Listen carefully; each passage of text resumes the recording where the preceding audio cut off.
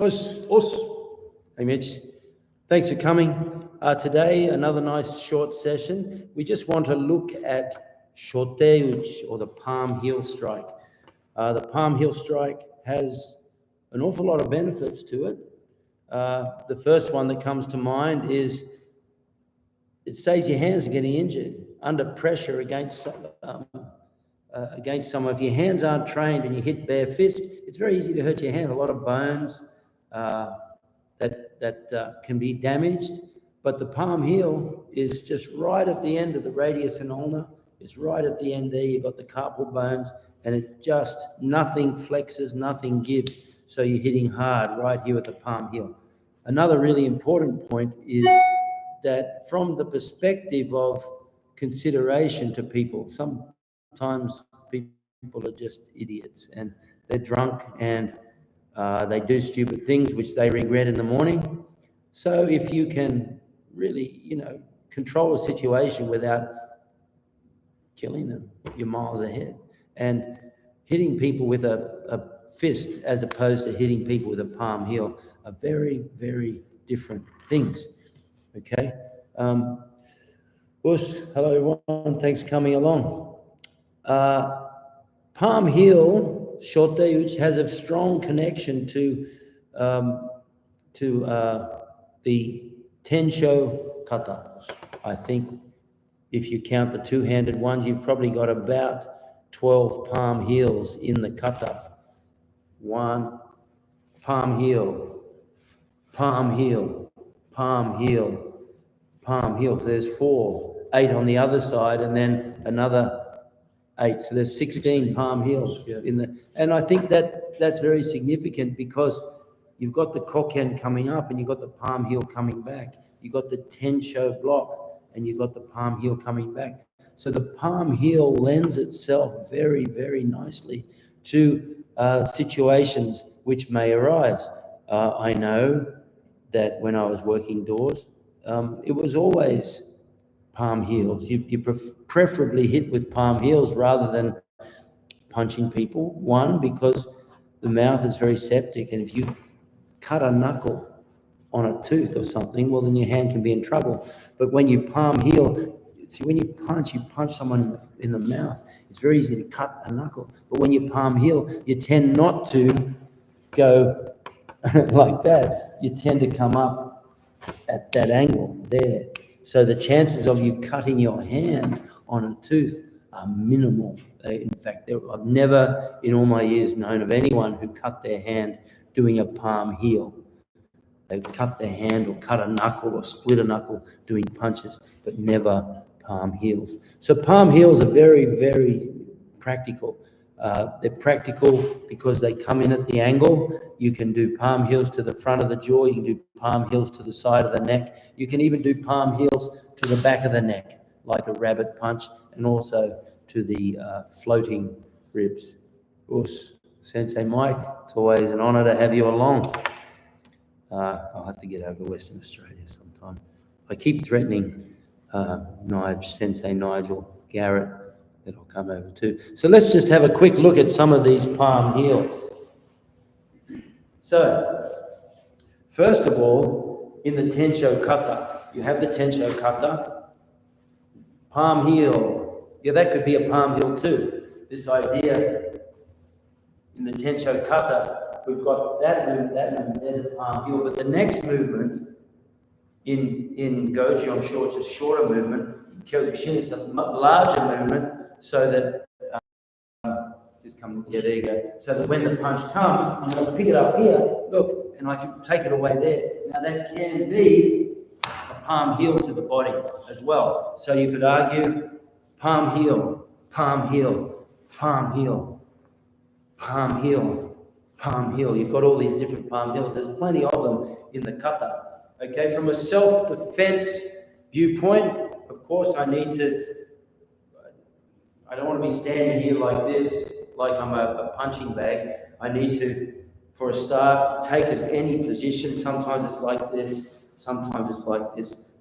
You try to wedge off at that angle here. Okay, I don't want any trouble. This hand is in perfect position for a palm heel. If he tries to hit me with that arm, boom, it's just that easy. And if he tries to hit me with that arm, boom, there. So I've got the palm heel. Also, you've got preemptive striking. I'm here like this, and you get the adrenaline, a sharp palm heel right on the jaw. You hit at that angle on the jaw, and it's enough to knock them out. Okay? Some of the palm heels that we like to use, I'm in this situation, if he throws a punch, boom, I don't know what the punch is. I don't say to Mitch, I try not to anyway, I'm sure I've done it heaps of times, but I try not to say to Mitch, throw this punch or that punch, unless it's for a specific reason where we want to actually demonstrate a way to deal with that particular punch. But generally speaking, I'll say to Mitch, throw a punch, and I'll let it be up to him what he does. And of course, I love this two-hand motion because it comes up and it's very, very protective. If he throws a 1-2, I go 1-2, and I can come down here as well. Okay, but with this palm, look, if I can come in here, there's the block, there's the palm heel, and I'm using gravity too. One of the hardest punches is the overhand right. And the reason it's so hard is because the centrifugal force and the gravity. And you can do the same thing with a palm heel. Down like that, you just drop everything down in the palm heel, right on the carotid sinus, right on the jaw, or even on the back of the neck, because you can turn that into a knee kick or a snap down.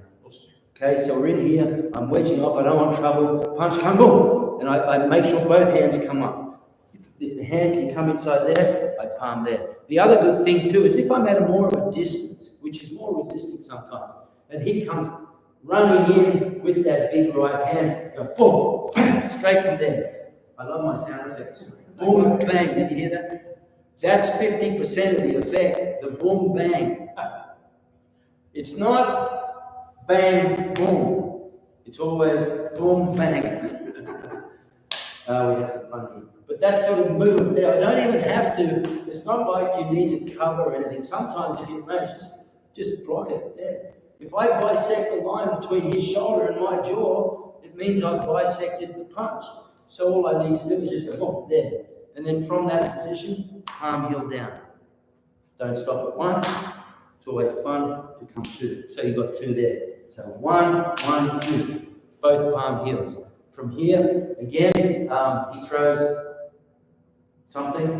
Boom. See, I come here, down there again. If he throws a 1, 2, 1, 2, 2. Oops, oh, no, I just think it came. I'll put that there. Sorry, we'll edit that out. Okay, 1, 2. I love this movement here. Pull down and then palm heel. Once again, 1, 2. I have no control. That punch could be straight or it could be curved. I don't know. So what I'm going to do is go 1, 2. And I'm going to lift both hands up and pull down. There. Just in Kata, where you have the two hands retracting, remember, Chojun Miyagi said a retracting hand, a hand returning to chamber has something in it. So when I'm in this situation, boom, I retract the hand at chamber. I'm on his outside now. If he tried to punch me with that hand, it's very hard because I have control of the elbow there, but also there's the palm heel once again. Another thing I love, from there, boom, pull down here like this, we go elbows there as well. Or one, I come out here like this, I love the rabbit slap on the back of the neck with a palm heel as well. And the good thing about that is, you never reach up with two hands, by the way. I reach up with two hands, he headbutts me. Boom.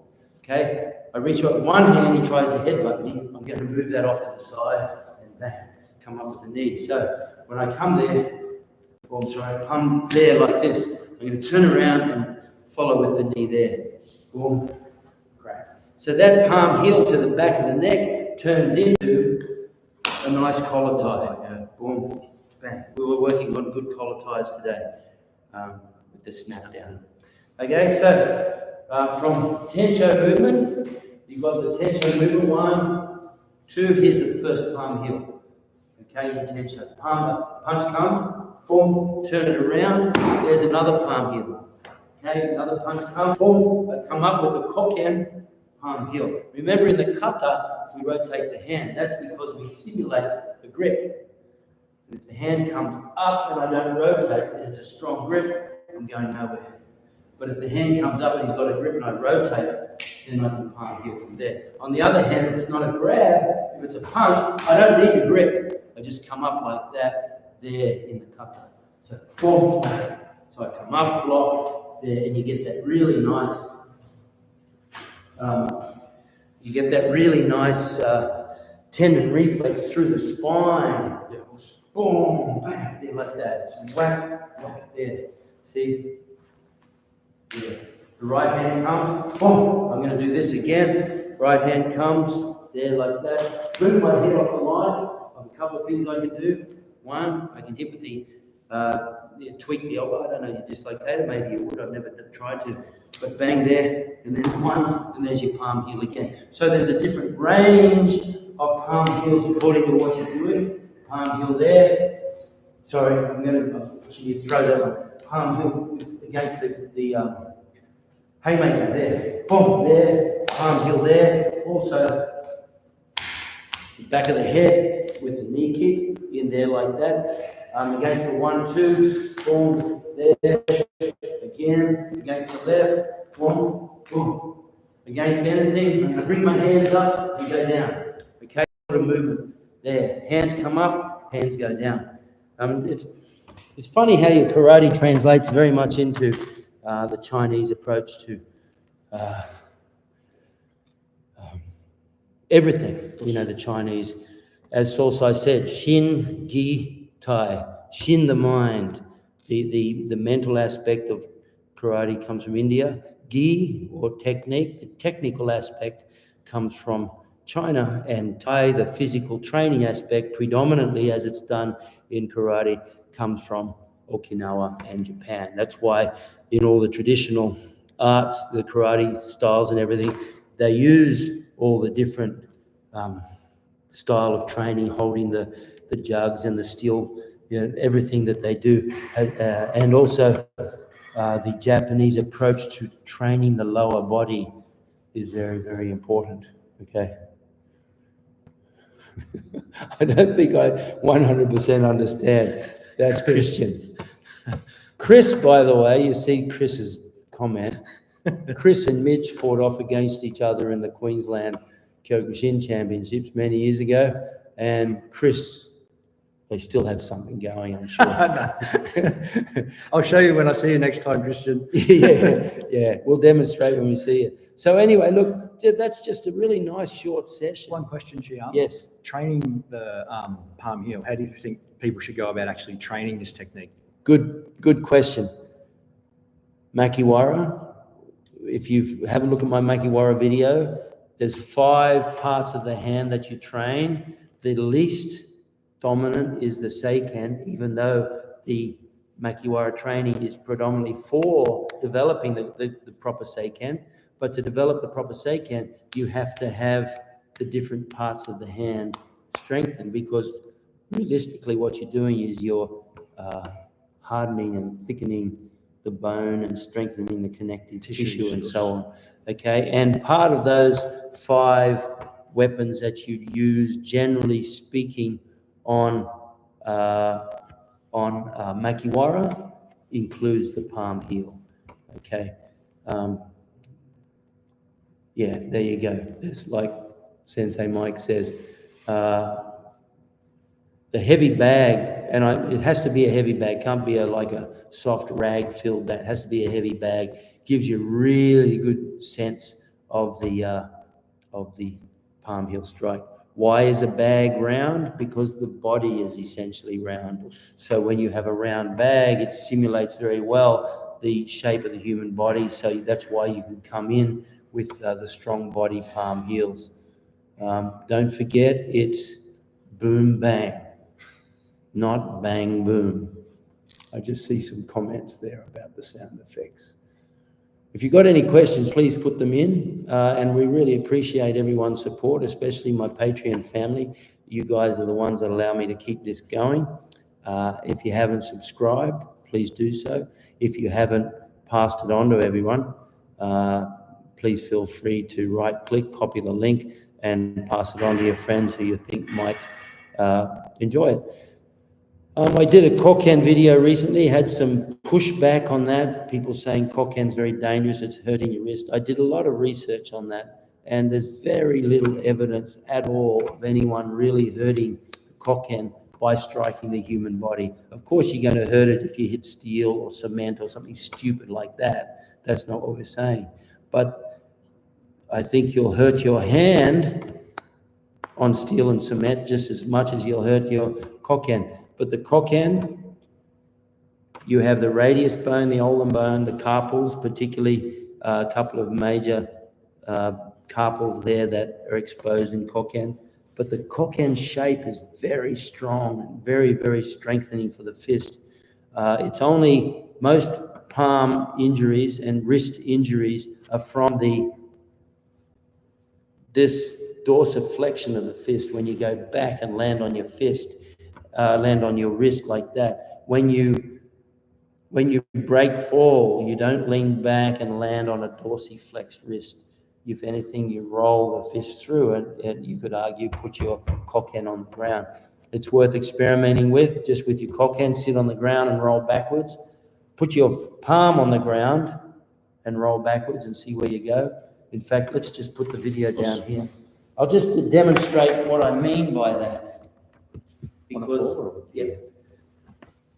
if I'm here like this and I step back, how far can you go back before you hurt your wrist? It's obvious. And this is where all the scaphoid injuries and the broken radius injuries, they all occur when people fall and reach down like that, because that impact there hurts. On the other hand, if I put my Koken on the ground, I can roll as much as I want, and it makes no difference. It absolutely doesn't hurt at all. In fact, you could hit the ground there like that, and it still wouldn't hurt. And when you practice your forward rolls, you never put your hand like this and roll on it. You always put the hand here like that and roll through. So the argument that Koken is dangerous to the wrist, I just don't see any evidence of that. Wrist injuries happen all the time when people fall down on a dorsiflexed, a hyperflexed wrist, not when it's, I think they call this palmar flexion. There's plantar flexion. Plantar flexion, yeah, there you go, like that.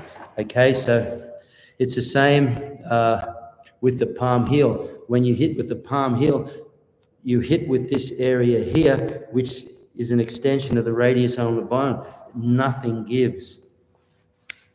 And you hit at that correct angle. Of course, you're not going, like I said, you're not punching straight, so you're not going to cut your hand on teeth. You're hitting up at the jaw angle like that, or back down here. If you have a look at all the palm heels I did before, not one of them went near the mouth. Okay, so the septic nature of teeth that always creates drama with people who cut their hand when they punch people. It just doesn't happen with palm heels.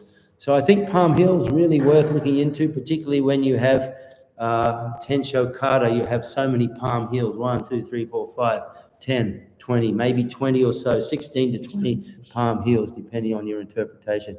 And that's a lot, okay? Thanks for coming along, guys. Have you got any other comments? No, that was fantastic. That was good. Because there's always a risk of injury if you use a technique poorly. Yeah, there you go. Yeah, it's like driving a car. You know, people, so you watch these videos online of crazy car accidents, and it's never a case of people driving courteously and carefully. It's always idiots who are driving. You know, they say every K over a speed limit kills. Well, I don't necessarily agree with that. I think that's just a little bit stretching the truth. If you're doing 41 Ks in a 40 zone, well, I don't think that's going to be the cause. But if you're doing 140 in a 40 zone, well, then that's where it gets killed. Well, it's the same with karate technique. If you're hitting with maximal power, using a hand that isn't conditioned to absorb that power that you're generating, of course you're going to hurt your hand. You know, there's always, as Sensei Mike says, there's always a risk. Marco, any thoughts on the slap contest they have now? Yeah, I think it's the stupidest thing in the universe, next to the thigh kick competitions that they're having. I think from what I can see, seen a high-level Kyokushin guy lose those thigh kick competitions. Those sort of competitions come out of Eastern Europe. I don't know they have anything better to do with their time. It's just like they're too tough for their own good. Those slap competitions, I think, are just really foolish. They're really, I mean, the amount of brain cells. It's guaranteed CTE. You're just signing up for it, in my opinion. I mean, the whole sporting world spends millions and millions of dollars to try and work out ways to avoid exactly that. And these guys sign up for it, you know, so I don't like it at all. I think it's just dumb. But anyway, so there you have it, guys. Remember the good palm heel coming up to that angle there like that has that effect on the head. So you're going to knock them out fairly easily. And it's very safe for the hand. Plus, with the omnipresence of mobile videos these days, if you palm heel someone as opposed to punching them, it's much safer for you in a court of law to win that second fight, as Nick Hughes, the author of How to Be Your Own Bodyguard points out. There's two fights you have to deal with. The first one is the physical confrontation. The second one is the legal battle in court, and you need to be conscious of both of them. And palm heels are a very good way to move towards taking responsibility on the legal side as well. Seems like the world is getting bored and using their imagination. I know, it's just like, what about those MMA fights where you have two teams all in at once? I've seen that too. But there's no doubt about it, they're tough guys. Yeah, there's no doubt about it. Okay, thanks, guys. Mitch, thank you, Shihan. Look forward to seeing you next week, and I hope you take something out of that palm heel video and enjoy it. See you next week. See ya.